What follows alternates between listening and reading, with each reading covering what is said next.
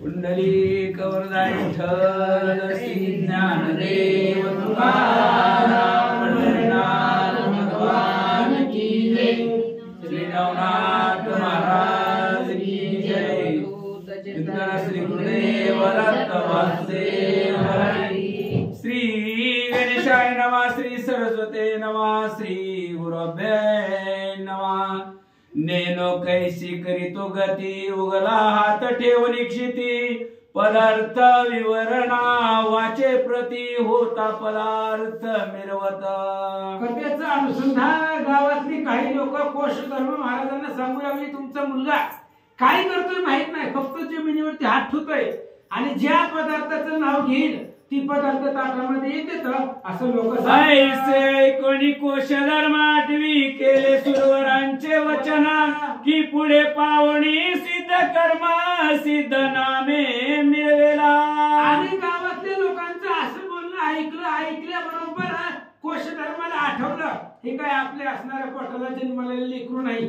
ज्या वेळेस त्या देव लोकांनी बाण टाकला झाड तोडलं त्याच वेळेस देव लोकांनी सांगितलं हा सिद्ध पुरुष होईल ते प्रत्यक्ष दिसू लागले। ऐसी कोण जाणून चित्ती म्हणे आश्चर्य दावी लोकांप्रती ऐसे कोण सई अक्षिती घडून येत नसे की। आणि मग अशा प्रकारे सांगितलं त्यावेळेस कोश धर्माला आठवलं बाकीच्या मुलांना हे कुणाला जमत नाही कारण हा असणारा सिद्ध पुरुष होईल असं पूर्वी सांगितलं होतं आणि तेच घडून येऊ लागलं। धिक्कार करुणी तयांचा बाळ विकारी असत्य वाचा एके दिवशी हस्त सुताचा धरुणी अवैसवी अंकासनी। आणि मग त्यावेळेस ऐकलं लोकांचं बोलणं ऐकलं कोश धर्मानं त्यांचा धिक्कार केला ऐकून नाही ऐकल्यासारखं केलं आणि एक दिवस आपल्या घरामध्ये कोश धर्म बसले होते आणि नागनाथ महाराज आले 17 वर्षाचं ती बाळ होतं त्याला मांडीवरती बसवलं काय म्हणतात घेवणिया मुखची मनानी कुरवाडी असते वदन म्हणे वारे मुलांकारणे भोजन घालीसी कैसे तू। आणि मग कोश धर्माने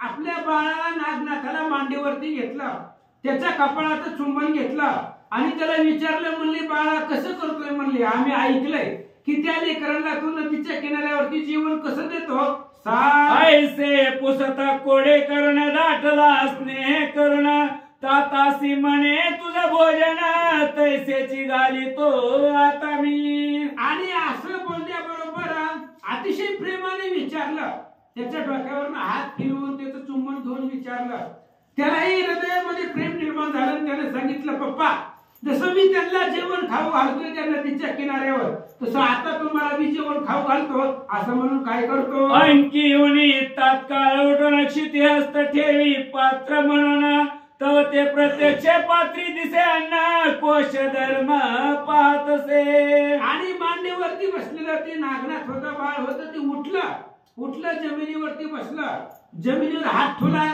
ताट आणलं आणि त्या ताटावर जे बी पदार्थाचं नाव मुखामध्ये उच्चारेल ते पदार्थ ताटामध्ये येत होत आणि कोशधर्माने पाहिलं उपरी बहुता प्रत्यक्षपणे तव ते पदार्थ दिसती नयनी खाते उपजली पाहुणी म्हणे आश्चर्य मानिले। आणि मग अनेक प्रकारचे पदार्थ तिथं फुल भरून पदार्थ ते असणारे आणल्याबरोबर पाहिलं कोशधर्माने मनामध्ये आश्चर्य वाटलं काय म्हणतात मग मान तुकावणी कोश धर्म म्हणे बाळा होते कैसे कर्म प्रसन्न झाले त्याचे नाम मज लागी सांगावे। आणि कोश धर्माला आश्चर्य वाटलं हे कसं काय होते म्हणले ज्या पदार्थाचं नाव घेतलं ते डायरेक्ट ताटामध्ये येतंय मग तुला कोण प्रसन्न झालं होतं तुला कोण भेटलं होतं का जे कोणी भेटलं असेल त्याचं नाव सांग। यावरी म्हणे ताता ऐका मुचे खेळी आले बाळक त्याने सांगितले कौतुक तै तुझ प्रती सांगतो। आणि मग नागनाथाने सांगायला सुरुवात केली म्हणले महाराज वडील पिताश्री आमच्या खेळामध्ये एक बाळक आलं होतं लेकरू जसं आम्ही आमचं मित्रमंडळ आहे आणि त्या मित्रमंडळामध्ये एक बाळ कुठून तरी बाहेर आलं होतं आणि त्यानं जे सांगितलं तेच तुम्हाला सांगतो। त्याने माझा हस्त धरून उगाची कान फुंकन मौळी हस्त ठेवून वाढावया लाविले। आणि ते लेकरू आलं पण बाकीची असणारी लेकरं त्याला हाकलून देत लावीत होती, पण मी त्याला जवळ घेतला आमच्या मंडळामध्ये. त्या बाळानं माझा हात धरला, कोण होतं माहित नाही, त्यानं हात धरला, कानामध्ये काहीतरी म्हटलं, मला बी नाही कळलं, आणि कानामध्ये काहीतरी म्हटलं, माझ्या डोक्यावरती हात ठेवला आणि मला वाढायला सांगितलं. परी ते पोरामुचे मेळी सजरी ती आले खेळी, परी त्या पोरी करोनी रळी वारिले म्या सकळांते. आणि ती मुलगा आमच्या मंडळामध्ये येत होता, पण बाकीची लेकरं त्याच्या अंगावरती धावून धावत होती. काही असणारे मारण्यासाठी धावत होती, काही जण हुसकावून लावित होती, पण मी त्या सगळ्या लेकरांना बाजूला केला आणि जी काही नवीन बाळ आलेलं होतं त्याला आमच्या मंडळात घेतला. उपरी मी त्या मुलांकारणे तोषविले मोठ्या गौरवाने, तैसे तुम्ही अतिथी कारणे गौरवित सा महाराजा. आणि मग मी बघितलं ते असणाऱ्या बाळाला ही लेकरं मारून लावित होती. मी ते असणाऱ्या बाळाला आमच्या मंडळामध्ये घेतलं आणि जसं तुम्ही घरामध्ये एक आल्यावर बाहेरनं जर कुणी आलं तर त्याला असणारं ते एवढ्या थंडीमध्ये सुद्धा गरम पाणी, आले आले चहा, जसं तुम्ही त्यांना देता पाहिलेलं होतं मी, आणि तसंच त्या बाळाची पूजा, त्याचा सन्मान करू लागलो. लटक मटक स्नान भोजन सारोणी तयाचे पूजले चरण, नमस्कारोणी ते देखोन बोलविला महाराजा. आणि मग पिताश्री त्याला असणाऱ्या आपल्या मंडळामध्ये आल्याबरोबर खोटं खोटं त्याची पूजा केली, त्याला असणारे आंघोळ घातली, कपड्यानं अंग पुसले, गंध अक्षदा धूप दीप आरती सगळी त्याची केली, त्याला प्रसन्न केलं आणि मंडळातून पाठवला. ऐसे ऐकोणी कोशधर्म आल्या तिथी धरणी नेम, बाळा हाती तिथी पूजा करण तुष्ट चित्ते बोलवी. आणि कोश धर्मानं ऐकलं, कोश धर्माला मनामध्ये आनंद वाटला, असू द्या म्हणले, कोणीतरी देवताच प्रसन्न झाला असेल, म्हणून तिथून पुढे त्या कोश धर्माच्या घरी जो जो अतिथी येईल त्या अतिथीचा सत्कार किंवा त्यांची पूजा ह्याच नागनाथाच्या हातून महाराज करू लागले. ऐसा पावनी विप्रनेम परम संतोषला दत्तात्रेय नाम, चित्ती म्हणे मार्ग सुगम बाळा लागी लादला. आणि अशा प्रकारचं असणाऱ्या त्या बाळाला, नवीन जी बाळ आलं होतं त्याचा असणारा एवढा त्याचं मान, त्याची पूजा, त्याचं मन प्रसन्न होईल असं मी त्याचा असणारा सत्कार केला. त्यावेळेस ती जी काही बाळ होतं ती दत्तात्रय महाराज आणि अरे त्यांची अवस्था पाहून मनामध्ये प्रसन्न झाले. तेने करुणी सकळ क्षेत्रात कीर्ती वाढिली संभवित, महासिद्ध नारायणनाथ कितीकांनी आराधिला. आणि मग दत्तात्रय महाराजांनी सिद्धी दिलेली होती नागनाथ महाराजांना, जे जे बोलेल ते ते तुला प्राप्त होईल. आणि गावामध्ये महाराज आता असंख्य दान धर्म करू लागले, गावातल्या लोकांना जेवण देऊ लागले, त्यामुळे कोणी सिद्धनाथ म्हणू लागलं, कोणी असणारा योगी पुरुष त्यांना बोलू लागले. मग शतानुशत सहस्त्र पंक्ती षड्रसाने सेवणी जाती, बहुतांची कार्य होती कनकधन वसना पावती ते. आता नागनाथ महाराज जेवण देत होते म्हटल्याबरोबर अनेक लोक येत होते, जेवण करून घरी सुद्धा घेऊन जात होते डबेच्या डबे बांधून, कारण जी पाहिजे ती मिळत होतं. त्यामुळं त्यांच्या असणाऱ्या सगळ्या इच्छा मनातल्या पूर्ण होऊ लागल्या. मग जिकडे तिकडे नागेश सिद्ध कीर्ती वाणी ती जग प्रसिद्ध, पंचविषया संतोषुनी सिद्ध इच्छेले कामा फळत असे. मग त्या असणाऱ्या काशी क्षेत्रामध्ये नागनाथांची कीर्ती वाढली, कोणी सिद्ध पुरुष म्हणू लागला, कोणी योगी पुरुष म्हणू लागला, कारण जे जे पाहिजे ते सगळं त्यांना मिळत होतं. जिकडे तिकडे नागनाथांची कीर्ती वाढू लागले. मग अंगी लाय शहाणपणा द्याचे गेले ज्ञानपण, एके दिवशी ब्रह्मानंदन ताता जवळी बैसला. मग हळूहळू अंगामध्ये त्या ठिकाणी बुद्धीच्या ठिकाणी जी काही बालबुद्धी होती ती संपली गेली, अंगामध्ये अज्ञान होतं ते अज्ञान संपलं आणि शहाणपण अंगाला प्राप्त झालं. मग आजच एक दिवस नागनाथ आपल्या वडिलांजवळ कोशधर्म महाराजांजवळ बसले, काय म्हणतात, तातासी म्हणे महाराज मम हाते पुरे जगाची चोज, तरी कवने अर्थी जगाचे काज कवने अर्थे फळत असे. आणि वडिलांना विचारलं नागनाथांनी, म्हणले महाराज ह्या गावापुरतच नाही, आता ह्या गावाला तर जेवण देतोय, पण सगळ्या जगामध्ये सगळ्या जगाचं असणारं पालन पोषण माझ्या हातून व्हावं किंवा सगळ्या असणाऱ्या जगाला जेवण मिळावं अशी माझी अपेक्षा इच्छा आहे. मग काय करावं लागेल सांगा. दत्तात्रेयांना मे बाळवेश बाळपणी भेटला मास तरी कोण महापुरुष प्रतापी बळे आगळा. आणि नागनाथांनी सांगितलं पिताश्री म्हणले मला लहानपणी दत्तात्रय नावाचं बाळ भेटलेलं होतं कारण त्यानं स्वतःचं नाव सांगितलं होतं आणि त्याचं नाव विचारून घेतलेलं होतं दत्तात्रय महाराजांनी. कारण एवढी मोठी जगामध्ये आपले शिष्य नेमकं कुणाला सिद्धी दिली माहिती पाहिजे म्हणून नागनाथाचं नाव विचारून घेतलं आणि दत्तात्रयाचं नाव सांगितलं. म्हणून दत्तात्रय नावाचं जी बाळ मला लहानपणी भेटलेलं होतं बाळ रूपामध्ये ती परत भेटण्यासाठी काय करावं लागेल. बरं ते दत्तात्रय कोण आहे मला सांगा. तात म्हणे तो दत्तात्रेय मुनी त्रय देवांचा अवतार भुवनी सुफळ प्रारब्धे भेट गेला भेटोनी तुझ लागी पारसा. आणि असं विचारल्याबरोबर कोशधर्म महाराजांनी सांगितलं बाळा योगियांच्या ध्यानी ध्याताना थोडसे. अरे जी योगियांच्या ध्यानामध्ये सुद्धा जात नाही तिन्ही देवाचा अवतार असणारे ते दत्तात्रय महाराज आहेत. आणि अफाट पुण्य होतं तुझं असणारा पुण्याचा साठा होते म्हणून तुला सहज भेटून गेले.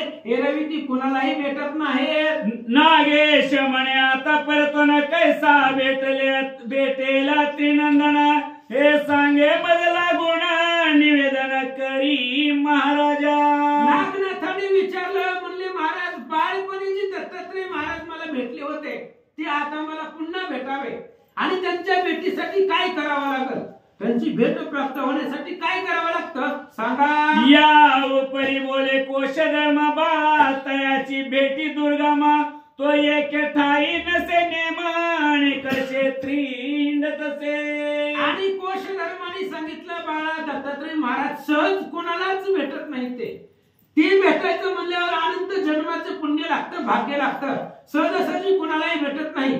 बरं ती एका गावामध्ये राहत नाहीत आपल्यासारखं रोज 5 गावं फिरतात ते महाराज. त्यामुळे तू कुठं कुठं त्यांना ओळखणार असं बोलू लागले. कोल्हापूर पांचाळेश्वर काशी क्षेत्र मातापूर ऐसी दानिक क्षेत्र कोटे पासी पारसा.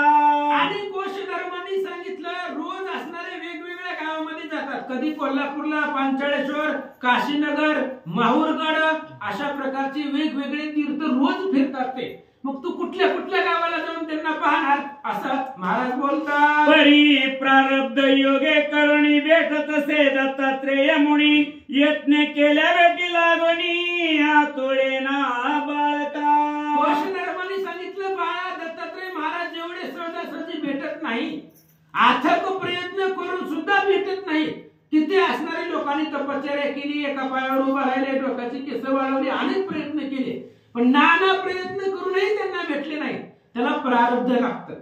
प्रारब्ध आणि पुण्य असलं तर तू सहज भेटून जातो असं कोशधर्म सांगतात. जैसा कल्पतरु चिंतामणी निधी परिसर लावण्य खाणी बारे नातुडे यत्न करणी अवचटपणी मिळती ते. बाबा जसा कल्पतरू झाड आहे निधी असणारे परिसर आहे चिंतामणी आहे हे काय प्रयत्न करून भेटते का फायदेच म्हणल्यावर मिळतं का. ती अचानक भेटत असतं. तशा पद्धतीने दत्तात्रय महाराज सुद्धा प्रयत्न करून भेटत नाही. ती अचानक सहज भेटी देऊन जातात असं सांगू लागले. याची रीती त्रिनंदन प्राप्त नव्हे यत्न करून ऐसे सांगून कोशधर्म बाहेर गेला कार्यासी. आणि कोशधर्माने सांगितलं तसंच जसं कल्पतरू चिंतामणी ही अचानक भेटते तसंच दत्तात्रय महाराज सुद्धा अचानक भेटते. ती प्रयत्न करून भेटू शकत नाही असं सांगितलं आणि आपापल्या कामाला निघून गेली. कडे नागनाथ हृदय आपुले विचारित की ऐसा रवी सनाथवंत निज दृष्टीने पाहावा. वडिलांनी सांगितलं ते आपापल्या कामाला कार्यासाठी निघून गेले पण नागनाथांनी मनामध्ये विचार केला दत्तात्रयाला भेटायचं म्हणजे भेटायचं काही झालं तरी असा असणारा सूर्यासारखा तेजस्वी महाराज आणि त्याला आपण पुन्हा भेटावं म्हणून विचार करू लागले. परी पांचाळेश्वरी मातापुरी जावणी शोधावे कोल्हापुरी जेथे जेथे वास दरित्री तेथे तेथे शोधावा. आणि मग विचार केला ह्याच 5-6 गावामध्ये दत्तात्रय महाराज राहतात किंवा त्याच 5 गावामध्ये त्यांचं वास्तव्य आहे. मग 5ही गावामध्ये जायचं, माहूरगडला जायचं, कोल्हापूरला जायचं, पांचाळेश्वरला जायचं. प्रत्येक ठिकाणी जिथं जिथं दत्तात्रयांचा वास आहे, अधिष्ठान आहे, त्या ठिकाणी जाऊन शोधायचं. मग पुसोनी मातेसी निघता झाला मुनी शोधासी. मातापुरादी पांचाळेश्वरासी पाहू पातला कोल्हापुरी. मग आता वडील तर बाहेर गेलेले होते. आईला विचारलं, म्हणले मी जरा दत्तात्रय महाराजांना भेटून येतो, त्यांना भेटायची इच्छा झालेली आहे. मग आईला सांगितलं आणि नागनाथ महाराज घरातून काशीमधून निघाले. मग माहूरगडला गेले, पांचाळेश्वरला गेले. असं करत करत कोल्हापूरमध्ये आले. क्षेत्र कोल्हापुरी संचोरण पुसता होय जना कारणे की येथे तो त्रिनंदन कोणे ठाई राहतसे. आणि कोल्हापूरमध्ये गेले. कोल्हापूरमध्ये गेल्याबरोबर तिथल्या लोकांना विचारायला सुरुवात केली. म्हणले दत्तात्रय महाराजांचं घर कुठं आहे? दत्तात्रय महाराज या गावामध्ये असतात, मग ते कुठं राहतात सांगा. ऐसे ऐकोणी लोक हसती वेळ लागले. तू ते म्हणती अवधूत येतसे क्षेत्र प्रती कोण तो कोणा प्रकट नव्हे. आणि असं विचारल्याबरोबर लोकांनी सांगितलं वेळ फिट लागला का म्हणले तुला? अरे दत्तात्रय महाराज काय नाव आणि पत्ता सांगून जातात का म्हणले. दत्तात्रय महाराज ह्या गावामध्ये येतात, पण ते कोणालाही दिसत नाही. गुप्त रूपामध्ये त्यांचा वास असतो. कोणालाही कोणापुढेही ती प्रकट होत नाही का असं लोक बोलू लागले. कोण्या स्वरूपे येथे येऊन जात आहे भिक्षा मागण.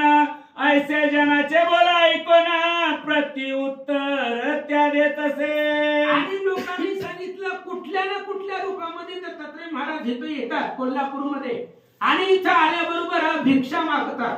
बाहेरचं ते खात नाहीत, कोल्हापूरमधलं भिक्षा मागून खातात. असं लोकांचं बोलणं ऐकलं. काय करतात म्हणे येथे भिक्षा कारणे येत आहे अत्रिनंदन. तरी अन्य क्षेत्री भिक्षा मागणे तया घडत नाही की. आणि लोकांनी सांगितलं की नागनाथांना दत्तात्रय महाराज ह्याच गावामध्ये भिक्षा मागून खातात. बाकीच्या असणाऱ्या गावामध्ये ते भिक्षा मागतच नाही. त्यांचं पोट फक्त ह्याच कोल्हापूरमध्ये भरतं, याच गावामध्ये भिक्षा मागतात. बाकी ती कुठं मागत नाहीत असं लोक सांगू म्हणती त्यासी भिक्षा मागावी कोल्हापुरासी.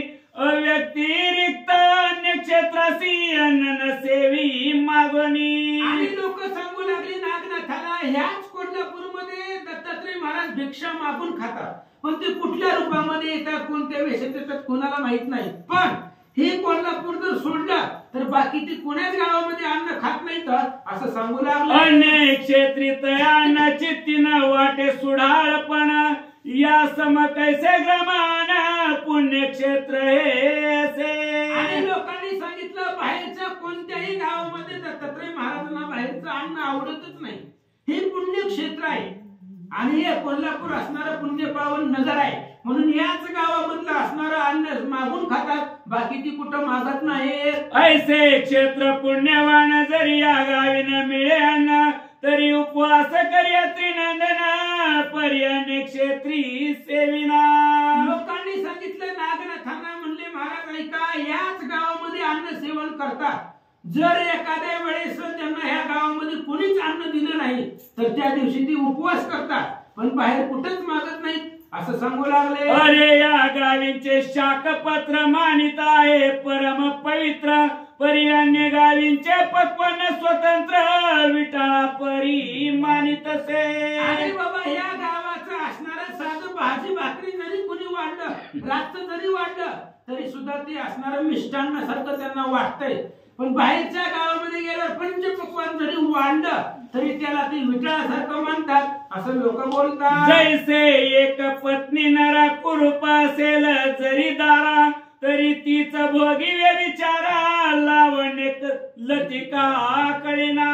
आणि जसं एखाद्याचं एक पत्नी व्रत असतं, त्याची पत्नी कशी जरी असली तरी सुद्धा ते असणाऱ्या पत्नीचा स्वीकार करतो, पण बाकीच्या स्त्रियाकडे पाहत नाही. त्या पद्धतीने की विप्रकरीचे कलन्न सोडोनी शूद्रांचे षड्रसांना सेविल काय प्रसिद्ध ब्राह्मण म्हणे देवता नवरीच. अरे एखादा असणारा ब्राह्मण आहे, तो ब्राह्मणाच्या इथलं जेवण सोडून शूद्राच्या घरचं खाणार नाही, तसं दत्तात्रय महाराज बाहेर खात नाही. देवी दत्त क्षेत्रे सोडना कदाना पाळे अन्य ग्राम ऐसे त्या जनाचे बोलाय कोणा विचार करी मगनाथ. आणि लोकांनी सांगितलं या पद्धतीने फक्त ह्याच गावामध्ये भिक्षा मागताय, बाहेर कुठल्याच गावामध्ये ती भिक्षा मागत नाही, तिथलं अन्न खात नाही, असं लोकांचं बोलणं नागनाथांनी ऐकलं. काय विचार करता? चित्ती म्हणे करुणी पाकाग्नी ग्रामात पेटून द्यावा अग्नी सकळ क्षेत्रा भोजन गारणी पाठवावे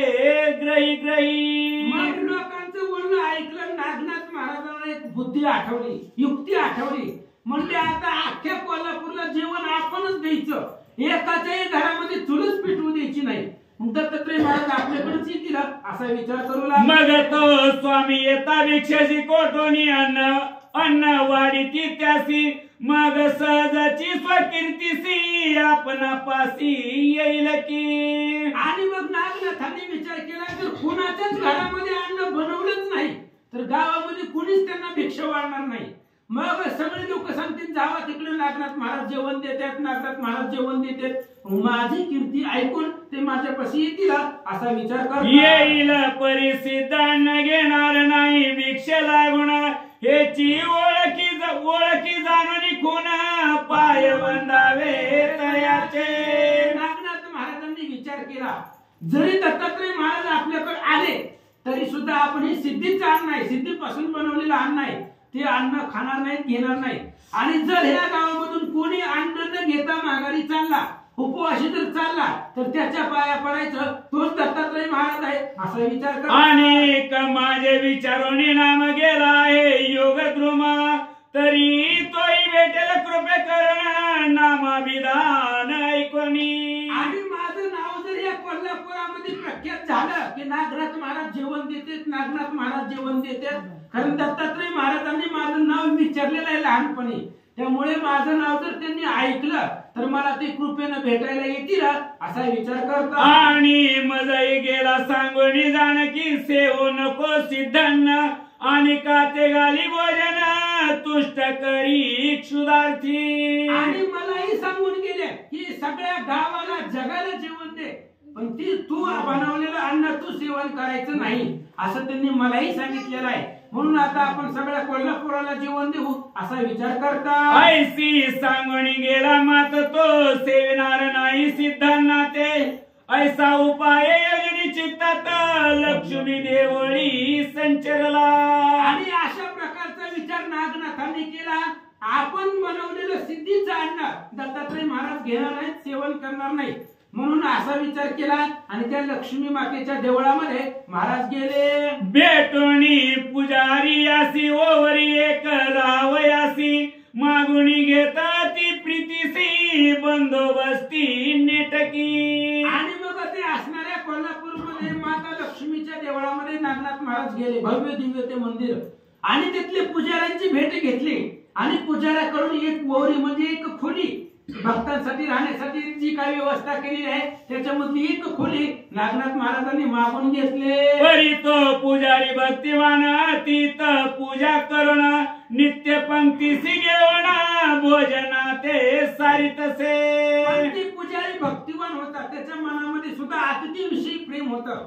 त्यांनी नागनाथ महाराजांना राहण्यासाठी खोली दिली, पण रोजच्या रोज नागनाथ महाराजांना घेऊन यायचं, त्यांना जेवण घालायचं अशी व्यवस्था त्यांची करू लागले. ऐसे लोटता काही दिवस पाचारोणी पुजाऱ्यास मने माझे आहे मानस ग्राम भोजन घालावे.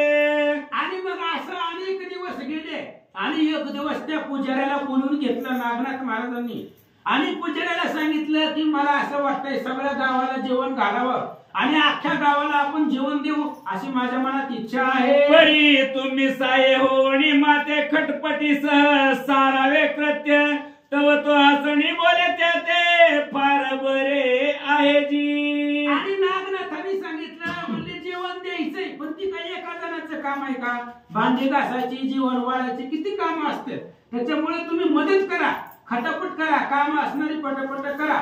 असं जर तुम्ही मला सहाय्य केलं तर सगळ्या गावाला मी जेवण देतो. असं नागनाथाचं बोलणं ऐकलं, पुजाऱ्याला समाधान वाटलं. तुम्ही म्हणतात तसं आम्ही खटपट करू सगळ्यांना परी, तुम्हा पासी कोठे अन्न उग्याची कैसे ग्राम भोजन सबळ सामर्थ्य असावे. नागनाथांचं बोलणं ऐकलं, पुजाऱ्याला हसू आलं.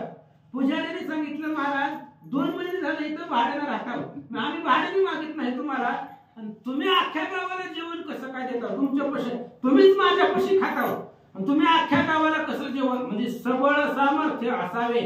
जर अंगामध्ये बळ असेल, सामर्थ्य असेल तर बोलावं, असं तो पुजारी बोलू लागला. नाथ म्हणे ऐका वचन सर्व सामग्री ठेविली करुणा, परी खटपटीची अंगवण करा कार्य सिद्ध हे. नागनाथ महाराजांनी त्या पुजाऱ्याला सांगितलं, तुझी मला राहायला खोली दिलेली आहे, त्या खोलीत जाऊन बघ, सगळं असणारं अन्न मी सिद्ध करून ठेवलेलं आहे. सगळे असणारे ज्वारीचं पीठ, भाकरीचं पीठ सगळं आणून ठेवलेलं आहे, पण करण्यासाठी माणसं लागतात, जगायला माणसं लागतात, असं बोलू लागले. मग तो अवश्य म्हणून त्या ते बोले, आमुचे काय जाते पुण्यासाठी धर्म कृत्य घडून येते आमासी. नागनाथांचं बोलणं ऐकलं, पुजाऱ्याने सांगितलं, आम्हाचं काय जातंय म्हणले मदत करायला, धर्मकृत्य आहे. अख्ख्या जगाला तुम्ही कोल्हापुराला जेवण द्यायचं म्हणताय, पुण्याचं काम आहे, आणि आम्ही त्या पुण्याच्या कामाला हातभार लावू, असं पुजारी बोलू लागला. ऐसे बोलणी नाता ते पुजारी गेला स्वकार्याते, येरीकडे ओरित काय करी महाराजा. नागनाथांना असं सांगितल्याबरोबर पुजारी आपापल्या कामाला निघून गेले. नागनाथ महाराज आपल्या असणाऱ्या घरामध्ये त्या खोलीमध्ये आले, आणि खोलीमध्ये आल्याबरोबर काय केलं? कोरडे अन्नाचे घेवणी नामक क्षितिसी ठेवी कर पद्म, तो धान्य धान्य राशी पर्वत समान तया ठाई बैसल्या. आणि आपल्या खोलीमध्ये नागनाथ महाराज आल्याबरोबर मुखामध्ये कोरडी अंडा म्हणजे असणारे फक्त धान्याचं नाव घेतलं, जमिनीवरती हात ठेवलं, आणि ते असणारे घर भरून धान्य तिथं तयार झालं. ऐशा पर्या पार राशी निर्मिता झाला, स्वकरेसी ग्रत स्नेहादी साठवनासी ओवरी माझी विराजवित. आणि अशा प्रकारे अनेक अपार राशी म्हणजे ढिगारे, ते असणाऱ्या धान्याच्या ढिगाऱ्याचे ढिगारे पर्वतच्या पर्वत घरामध्ये खोलीमध्ये जमा करून ठेवले. काय करतात? मग येवणी पुजाऱ्यासी सदनी आणीला करी कवळोणी, ओवरी माझी शीघ्र गती घेण्यावडी सिद्धाश्रम दाविला. आपल्या घरामध्ये असणारे जे काही धान्य आहे, त्या धान्याचे ढिगाऱ्याचे ढिगारे तयार करून ठेवले सिद्धीनं, आणि पुन्हा त्या पुजाऱ्याकडे गेले, त्याचा हात धरला, आपल्या खोलीमध्ये आणले, बघ म्हणले ही सगळं एवढं धान्य आहे, असं दाखवलं त्याला. काय करता? यावरी आता पुढे कथन अन्न छत्री इच्छे समान, श्री नागेंद्र सिद्ध करुणा भेट घेईल दत्ताची. आता पुढं त्यांनी असणाऱ्या पूर्ण धान्य जमा केलेलं आहे, आणि आता पुढच्या असणाऱ्या प्रसंगामध्ये सगळे असणारे सिद्ध अन्नदान करण्याचं काम करतील, आणि त्या निमित्तानं दत्तात्रय महाराजांची भेट घेते. तरी ती कथा सुधारच पुढे सेवा श्रवण द्वारास दुंडी सुत मालू सुरस हरिकृपे सांगेल की. आणि ती असणारी पुढची कथा अतिशय सुरस आहे, सुंदर आहे, त्यामुळे तुम्ही ऐका. नरहरी वंशामध्ये धोंडी मालुसुत भगवंताच्या कृपेनं ती कथा तुमच्या पुढे सांगते. स्वास्ती श्री भक्ती कथा सार संमत गोरक्ष काव्य किम्यागार सदी परिसोत भाविक चतुर षट त्रिशतमाध्याय. श्री कृष्ण अर्पणमस्तु शुभं भवन्तु पुंडलिकवरदं श्री ज्ञानदेव पंढरीनाथ